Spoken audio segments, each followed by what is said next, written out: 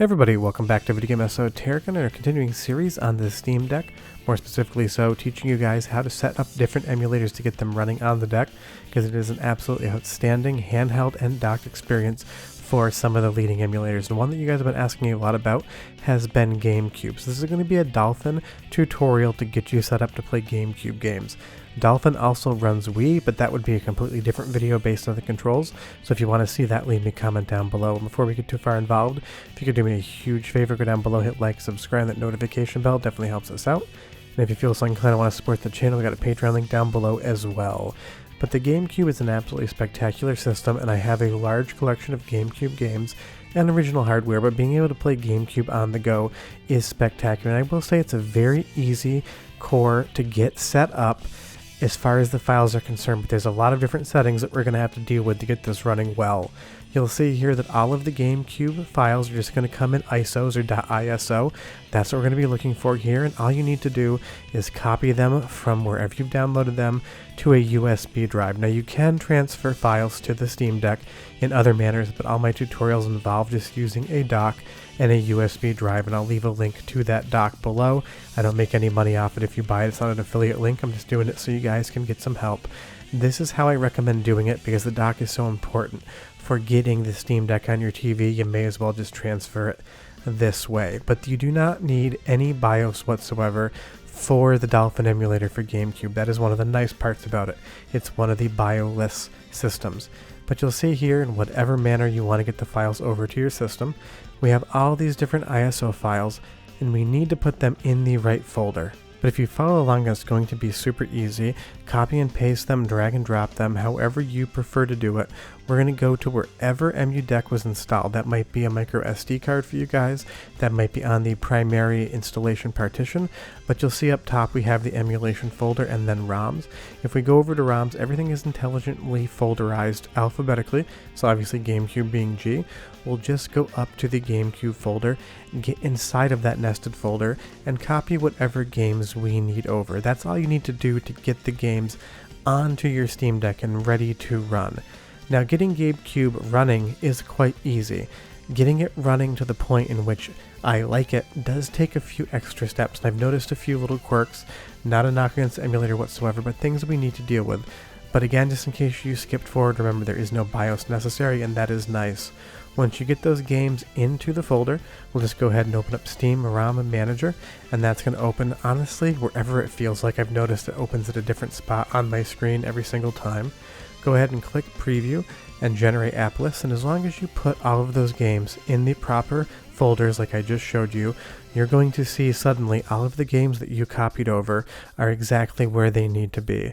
Now I will say, all of the popular Nintendo games for GameCube are running perfectly fine on my system, and I own them all. But even if I show them to you on screen, sometimes Nintendo gets a little bit mad about it, so we're going to be showing you a showcase of non-Nintendo published or developed games for this tutorial. Just know that all the popular Nintendo-based games that you're going to want to play are going to be running on GameCube perfectly fine if you follow the tutorial. Now there is a tricky part about this. I don't want to call it tricky, but it's something you need to install to get the best performance. If you go to the top left hand corner of tools and stuff, you're going to see PowerTools, and if you haven't set a sudo password for your Steam Deck yet, it is going to allow you to do it here. Make sure you know what password you're setting. Honestly, I don't think many people are going to pick your Steam Deck up and play with it, so you can probably make it pretty simple, but that's up to you. Once you've set the password, just enter it and then hit Install PowerTools. The mouse will go to that little red X icon, and then you will see in the top right hand corner when it is done, PowerTools has been installed. That's all you need to do. And sorry, I blocked out my Steam username. I like you guys, but you really don't need to know what it is. And now that we've used Steam ROM Manager as well as PowerTools, we're going to see all of the GameCube games in their nested collection. Now the reason we installed PowerTools will become important in a moment, because if you see the initial gameplay of Sonic Heroes, you're going to see that there's some hitching going on. Now this can be a janky game, and sometimes the hitching is not going to have anything to do with the Dolphin Emulator and everything to do with the Sonic team having a little bit of an issue coding. But you'll see right there was a hitch. What we need to do is go into the PowerTools settings. It's going to be this plug if you hit the three dots, and you're going to see that we're able to articulate how many threads are running. take that from 8 to 4, and suddenly 99% of the hitching in the Dolphin emulator is just going to disappear. This is a situation where more cores, more threads isn't always a good thing. Sure, if you're rendering something, a video like that, or compiling some code from GitHub, having that, very useful.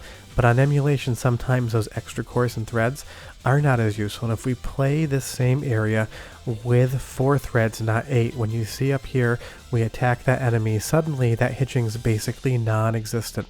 So make sure with PowerTools you bring the threads down to 4, and I recommend leaving it like that for basically everything on GameCube. You're going to have a lot better performance if you bring those threads down to 4.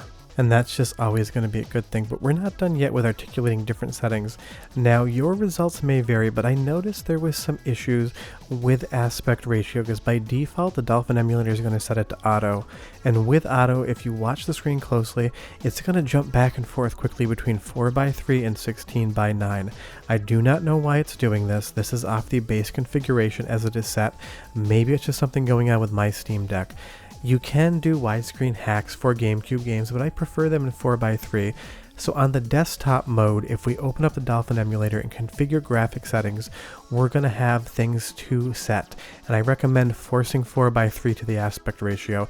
That got rid of every single issue I had with the aspect ratio jumping back and forth. And as far as changing settings in the Dolphin emulator, I recommend going to desktop mode and selecting them there. Doing it anywhere else is way more cumbersome. And you'll see here over on Tony Hawk as well, it's jumping around a lot without that force 4:3. I've never seen it happen before, but it's something that happened with me, and setting it to the forced 4:3 fixed it completely. So if you have any issues with this whatsoever, you're going to know that's how to take care of it. And you can do widescreen patches for GameCube games, whatever you want to do. I prefer it in 4:3, and if you're like me, that setting will take care of any potential issues you see. And this game is just running perfectly. I love how it looks, I love how it feels. The Steam Deck controls are great for this sort of thing, so it's definitely a 10 out of 10 in my book. Now there are some other settings you can change. If we come back over to Dolphin and go into configuration, you're going to see that there's a fallback region. If I can't find the region code, that's perfectly fine leaving it as is.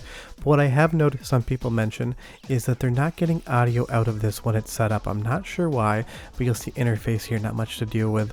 But if you go over to audio, you're going to see the following setting. It's going to be audio backend QB. Some people have remarked that there's no audio output selected when they install this emulator, so if for some strange reason you're not getting audio, go in and switch that there. Always keep the backend to Vulkan, always keep the adapter to Van Gogh, you start in full screen. These are all settings that would be there normally, and by default the internal resolution is going to be 2x native. Leave it like that in the Dolphin configuration. When you're on desktop mode, that's perfectly fine, because if you hold down the start key and push up and down, you can change the internal resolution on the fly with hotkeys. I recommend still leaving it at 720 by default, and then per game you can adjust that resolution scaling around, and it does it in real time. If you go down to 1x, it may recompile the shaders. It takes about 2 seconds, but as opposed to going back into desktop mode all the time, it works. You can also do force 4:3 and force 16:9 if you don't want to articulate the settings in Dolphin configuration like I showed you to auto 4:3. Pushing left and right will switch it to those aspect ratios. So when you get the emulator set up well, with these settings, reducing the threads down to 4, forcing 4:3 or using the hotkeys to deal with that, and picking your internal rendering resolution, it works really, really well. Resident Evil 0 here on capture and on the deck looks spectacular, and there's so many good GameCube games, and it wasn't that popular of a console. For some of you, this may be the first time you're encountering some of them. It isn't hard to get the games onto the Steam Deck, but I would say of all the emulators so far, I think Dolphin requires the most configuration to get it running well. That's not a problem, follow the tutorial and everything will work. But right off installation, I do think that there's some settings that you need to just play around with to make sure it's good, and getting those threads down to 4 with PowerTools is the most important one, and that is something, if you missed that part of the video and you skipped ahead, go back and see how to install PowerTools, because it's going to be absolutely crucial for you. And the great thing is, it's just easy if you follow the tutorial, and you'll be able to play these games. And honestly, even though GameCube is multiple generations old at this point in time, it still looks awesome if you're playing on an original GameCube. And when you deal with that upping of the internal rendering resolution on Dolphin Emulator, they just look that much better. Of course, this isn't going to fool anybody. This isn't going to be a PlayStation 5 or an Xbox Series X game, but they still look really good. And the test that I always deal with if an emulator is running well is I play a bullet hell shmup. They are not easy games, you don't want lag. And playing Ikaruga here, a game that I am not the greatest at, but it's one of those shmups that I always play on GameCube. Everything looks exactly as it should, everything sounds exactly as it should, and I'm not having any issues with lag. But that is how you get the Dolphin Emulator set up for GameCube games. Leave me that comment down below and tell me if you want to see stuff for Wii, because that involves a lot of controller configuration, things like sensor bars, because obviously the Wii uses a completely different control system for certain games, and if you want to see it, it's a lot longer video to make, and I need to know you guys want to watch it before I spend the time making it. But if you follow this tutorial, you'll be playing GameCube games. If you have any questions, just leave them down below. We'll see you guys next time. Bye-bye.